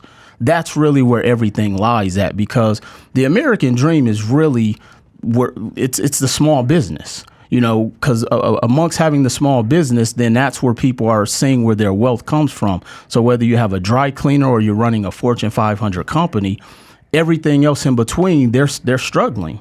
And so what I've done is I've created this thing called the SPV, which is a small purpose vehicle for assisting small business owners, small and medium sized businesses, entrepreneurs, and showing them how to isolate their risk when it comes to the cash flow, because that's the number one issue with small business owners. It's a lack of cash flow. And so if you have a person who is trying to become an entrepreneur, but they have their regular life expenses, they're essentially financing not only their life, but their business, and one of them is going to suffer. But it's because there's a lack of information, a lack of strategy, a lack of the concepts of how money works, because a person will say, well, let me try to save $20,000 to start this business, not knowing that you can start a SPV, again, a special purpose vehicle, which is an entity solely used to isolate your financial risk, where I can now go to the bank and borrow the $20,000. And so essentially banks want to lend to corporations. And so we got to learn how to separate ourselves. It feels to me like there's a lack of this being taught at schools. I certainly didn't learn anything about this. That's why I dropped out of college. They didn't teach me. But certainly economics. Before that, just nothing. I didn't go to college, but at junior high, high school, Right. Not discussed. I think there's a problem, and I've had this theory, which is it's going to be hard to be taught the entrepreneurial spirit by people who don't have the entrepreneur spirit because they're high school teachers. Right. You know what I mean? And school teachers, everyone likes to talk like they're heroes, but all right, some of them are maybe, but they're basically people who made a deal, and the deal was, I'm not going to work in the private sector. I'm not going to go out into the open market and may the highest bidder win.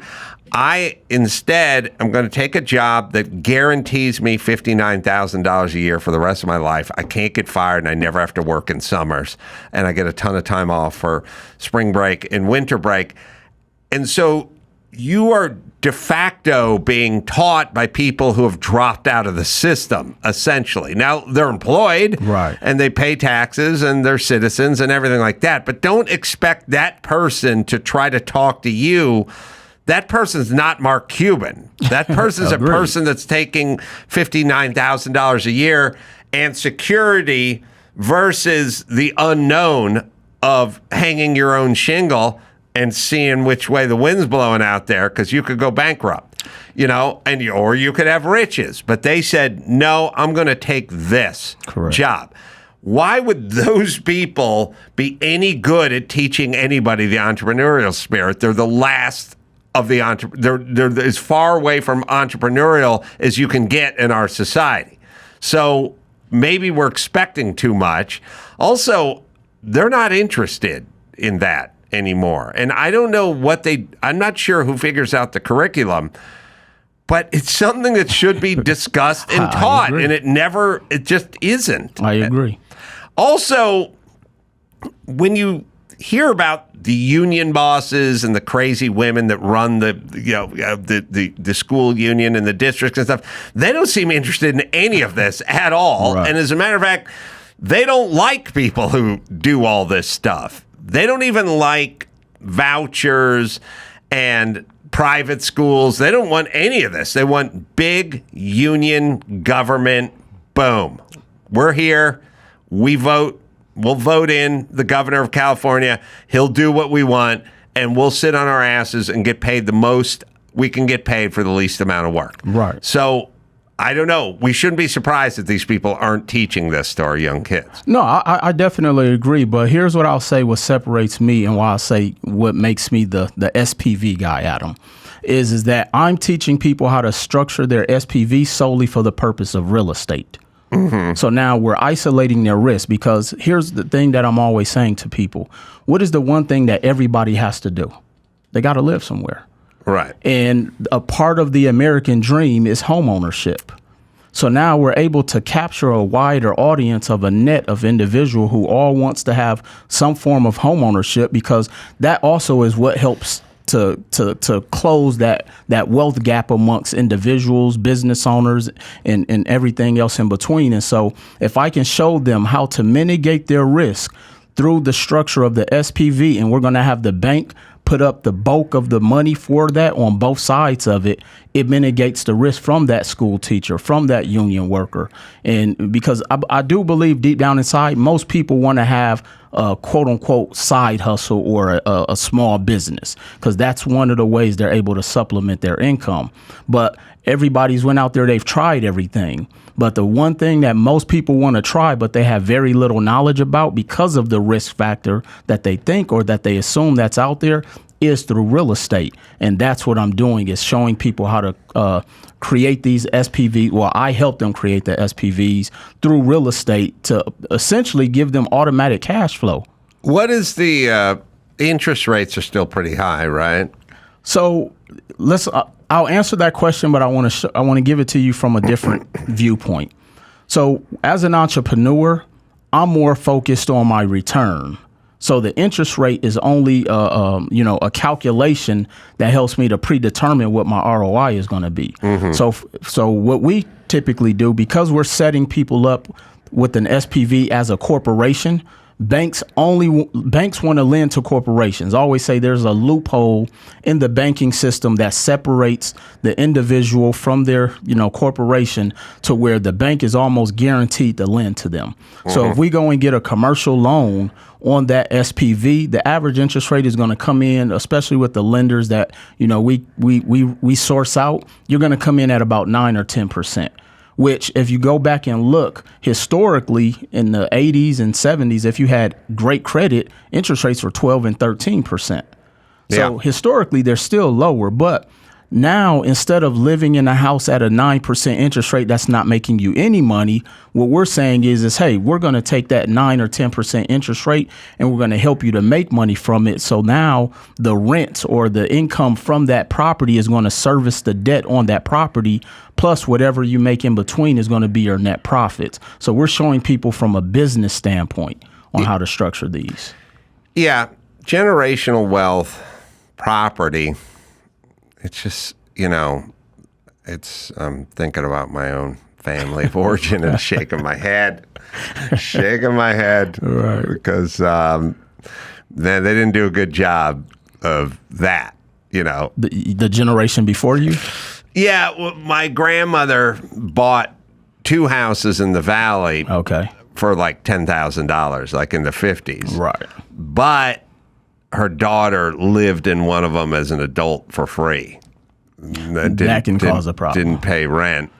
And then her daughter never bought a house because she was living in her grandma's free house with me. And then at some point, grandma died. And then my mom, as her daughter, moved into her house and sold the other house that got bulldozed, and then moved into a grandma's other house, and then she died, my mom, and now the house is owned by my stepdad. So I don't know what's going to become of it, but it's not very generational wealth passy downy. I agree. And I, however, have like warehouses and things like that. Right. And I will tell you this: I know nothing about finance or real estate, but I'm telling you, buy a warehouse, man. Buy a warehouse. It only goes up. You can always rent it out. Right. It is a good business. warehouses, and or you'll use the hell out of it. Like I've had this warehouse for 20 years. I come here every day. Right. You know, like for me, there's an element of, you know, investment is great and rental property, you know, all that income property, it's all good. But if you're going to buy something, use it. You know what I mean? Like if you buy a boat and you never go out on it, then I don't know what your plan is. But to me, there's an element of I want to use this thing. And I've just used the hell out of every warehouse I ever got. But what would you say to somebody who was just listening, who just went, okay, I used to say this to people all the time. I go, look, they go, when's the best time to buy a house or property or anything? I'd say the second you can do it. The second you can do it, do it. And they'd go, well, maybe it's not a good time, you know, whatever. I'd go, just do it. You'll figure it out, but you'll have something. And by the way, when you have something, you buy a warehouse and you pay $500,000 for a warehouse, and the warehouse is worth $3 million, then you get to go to the bank and go, I need a loan. And they go, what do you got? And I go, well I got $2.5 million worth of equity in a warehouse that I paid $500,000 for, and they will give you a loan. So essentially, we're in the same ballpark, Adam. But here's where the average entrepreneur, average small business owner, because let's look at it this way. 9 out of 10 small businesses fail. And so why is that? Because they lack cash flow. And when you think about that business that is failing, they're struggling to stay open, they have nothing that they can use to stabilize their revenues. So even from the standpoint of you having a warehouse, if you're running a business out of the warehouse, but you own the warehouse, at least you can borrow against the asset completely tax-free to stabilize that actual business. Someone who has a dry cleaner, someone who has a bakery, a restaurant, they don't have that. You know, you think about the McDonald's franchise. They're really a real estate company. What Ray Kroc did was he set up SPVs and said, hey, if you want to buy a McDonald's franchise, we're going to own the building and you got to rent from us. So now McDonald's has mitigated their risks. So now it doesn't matter how many burgers they sell or milkshakes, because they know that franchise owner has to pay that rent every single month. So what I'm saying is so we're going to take that small business owner who may be struggling, who's lacking cash flow, who's lacking operating capital, and we're going to say, hey, let's set up an SPV. We can eventually get to the warehouse, but let's go and buy some single family homes, some multi-families, because at least we can go and actually create the SPV, go and get lines of credit from the bank. And then what the bank is going to do, they're going to cover 80%. We're going to use the credit that we helped your SPV establish to cover your soft costs, or the 20% down payment. So now it costs you nothing to get into that property. The tenant is going to service the debt, which then in turn you can utilize that cash flow to pour back into your failing business or your struggling business or the business you're trying to get off the ground. And then in the event, if you are in a situation where the sky is falling or whatever the case may be, you can go back and borrow against those assets or that portfolio, going back to your scenario about borrowing against the warehouse, and you can do that tax free.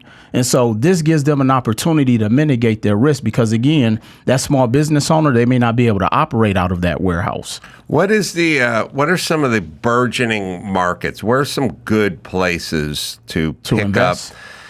Yeah, because, you're out here in SoCal and there's nothing in the neighborhood under 1.5 million that you can even think about. Definitely. And it is really, without exaggeration, back to the school teachers making $59,000 a year, and her husband works for Home Depot and he makes $74,000 a year. And you're looking at places you wouldn't have your worst enemy spend the night in some of these places that are $1 million. Correct. And so now it's going to take $1.8 million for you to get into something semi-decent, not even luxurious or anything. Of that, and you need 20% of $2 million, so you got $400,000 laying around. I don't know who does that. You work at Home Depot. You're a school teacher. Right. How are you going to pull this off in Glendale, Burbank, Pasadena? But maybe there's places in Prim, Nevada or would work. Right. So here's the thing, Adam. I've broken this down to a science. And so a part of my REI 90 program where we help people to set up these SPVs, we eliminate all of the guesswork. We even tell you what markets to go into. And so what I've done is I've calculated that if you can find properties that are about 150,000 and below, they will always cash flow. Mm-hmm. That actually rhymes. Yeah. So 150,000 and below, they'll always cash flow. Well, where do they have those properties? So I've been pointing out the Midwest. I actually pulled a report and pulled 20 cities, not states, but 20 cities inside the Midwest. And there's over 5,500 properties that are for sale that are $100,000 and below. And wow. I didn't even do all of the major cities. So I'm looking in places like Detroit, where it's 1,100 properties under 100 grand. I'm looking in places like St. Louis, where it's 531. I'm looking in places like Columbus, South Carolina. So there's places all across the U.S. And I show people how to not only go and look for these properties, but also how to source them. But then because I'm helping them structure it like a business, we're also giving them all of the resources that they need. So understanding that you literally could still be running your business out here in Southern California, and we're helping you to build a real estate portfolio in a city like Milwaukee, Wisconsin, because we've helped you to establish a team. You have a real estate team. So you got your property managers. They have access to contractors. We have your home inspectors. We have the bank lenders. So we literally are essentially almost creating you a franchise within the real estate, and the SPV is going to own your real estate franchise. I heard there's deals out there for like first-time home buyers with, reasonable rates and help with the down, and it's got to be under, I don't know, $750,000 or some version of that. I'm, too old for that. But they're out there. Are there things you can utilize that the government basically provides and says, look, if you're a first-time buyer and we want to incentivize you to go out here and do this, so we're going to make some attractive deals for you. So the first-time home buyer is really a marketing campaign. And so essentially how that works, because again, I'm speaking to the business owner. I'm speaking to this from a business standpoint. Now, can you use the quote-unquote first-time home buyer strategy? Yes, there's something called house hacking where you can go and get into a property, put down 3.5%. But here's the thing, Adam, I would never do that as an investor for a single family home. Because again, we're utilizing the real estate to be purchased through the SPV to make you money. If you're utilizing your, first-time home buyers down strategy to get into a property and it's not making you no money, you've kind of, it's a contradiction of what the strategy is for. The only way I would recommend that is if it's a multifamily. So now you can go and get a home putting down 3.5% down, and you can rent out 1 to 3 of the units, depending if it's a 2-family, 3 or 4, because they will qualify under the FHA guidelines, and you can live in one unit and rent the other 3 out. But the strategy that I'm really focusing on is so we're going to set up your SPV. We're going to go and make sure that your business is bank compliant. And then we're going to go to the bank and get you lines of credit, because the loophole in the banking system that a lot of people may or may not know, I can set you up a brand new SPV entity right now today, Adam, and without having to show much proof of income, because the bank is going to lend on projected and household income and household revenue. I can take you to several banks here in North America or here just in Southern California and do a process called credit stacking, where essentially we're just going to leverage debt to get into that property. And so now a person may say, well, why would I use debt to get into the property? Well, because that's how most successful real estate investors do. They leverage debt. It's no different than a hedge fund or a money manager. Instead of soliciting and begging my friends, family, and relatives for 10 grand, I'm going to go to the bank and they're going to be my investors, because with the SPV, again, because it's a business entity, banks want to lend to that. And I'm backing it with real estate. So going back to my breakdown of my calculation, I know for every $100,000, I only need $25,000 down. So I know I can get the 25,000 from lines of credit. And I already know. And then as a brand new business, I can get it at a 0% interest for 6 to 18 months, depending on the introductory rate from that bank. Well, the 100,000 is only going to cost me about $680 a month. Let's just call it 700, which is the mortgage at a 9% interest rate under my SPV. The credit card debt on the 25,000 may cost me 300. Well, I put that together, we're at about $900 a month. Well, in most of the properties in middle of America where we're showing people, the average mortgage is $1,500 in North America. So I'm not only covering my debt servicing, but now I'm getting a $200 to $300 net profit every single month. And all I'm going to do is compound that and do that as many times as I can because it's not costing Will Roundtree any money. I have a final philosophical question for you. Yes, sir. I have this theory, I've had it for a little while, that if Trump becomes president, financially we'll go, oh, good, we got a guy in there who cares about this stuff, and things will open up. There'll be a philosophical change, is the way I think of it. I don't have any data. I don't have any numbers. I don't have anything other than a feeling that people will go, okay, gas prices are going to come down. He's going to work with inflation. Maybe you'll save a little on taxes, but people will be more willing to go, all right, let's go. Let's crank it up financially, because Biden didn't feel like he was helpful in that department. So I wonder if, again, things aren't going to change overnight, but it's going to be more of a philosophical change where business people went, okay, now we got our guy, so let's go. But I don't know what your head on it is. Well, here's the thing. What I'm teaching, Adam, through these SPVs, it really doesn't matter who's in office. Because the only thing that will be impacted is, well, here's what we do know. They've already come out and said that in September they want to cut the rates. The feds want to cut the rates. Right. If that happens, housing market is going to go haywire because prices are going to go back up because there's still a housing shortage significantly in the United States. But because we're playing the game from a business standpoint, essentially all that means is that money will get cheaper. So all I'm doing is trying to educate and teach people how to play the game, no matter who's in office. But what's going to happen is it opens up more opportunity for individuals who know how to play the SPV game, because now the money is cheaper. So imagine being able to set up 5 SPVs, going to the bank and getting a line of credit for each one of them for $100,000. Now I can go out there and buy 5 properties and none of it cost me anything out of my pocket. So all it does, it just opens up the floodgates for people to get access to cheaper money, but they have to know how to play the game the right way, and that's what I'm doing. What do you think they're going to lower them to? They're kind of thinking maybe around like 4%. I don't think it'll get to 3 or 2 again. But, if the money does get cheaper, when it comes to housing, it just makes it easier for us who already know how to play the game to get access to cheaper money, because that's really the name of the game. Well, where should people go if they want to learn more about this, Will? So they can follow me across all social media platforms at Mr. That's M.R. Will Roundtree. Also, my 3 books are on Amazon. I also have an audio version for 2 of them as well. And, of course, I have a YouTube channel, Instagram, Facebook, TikTok. They can catch me.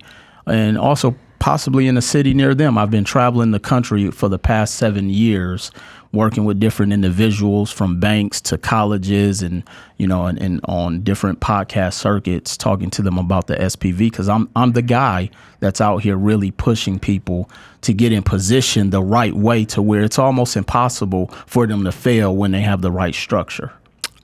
Will Roundtree. Yes, sir. Thanks for joining us. It was my pleasure. And thanks Adam. for doing what you're doing. I feel like I missed out on that, but I don't want other people to miss out on it. You still have time. I heard you have a black card. I do. See, we can set you up some SPVs. All right, well, we'll talk off the air. Absolutely. I'm going to be in Vegas coming up August 8th doing stand-up. You're going to be back in Vegas. Yes, I will. will. You can come by and Come by Kimmel's Club and watch a little stand-up. Come say hello. I'm going to be at the Automobile Museum in Reno with Patrick Warburton on the 9th doing stand-up out there as well with my Paul Newman car collection. So, Will, if you're around, come say hi on the 8th over at Jimmy's Club. Till next time, I'm for Will Roundtree and Jason Mayhem Miller and Eric Roberts saying mahalo.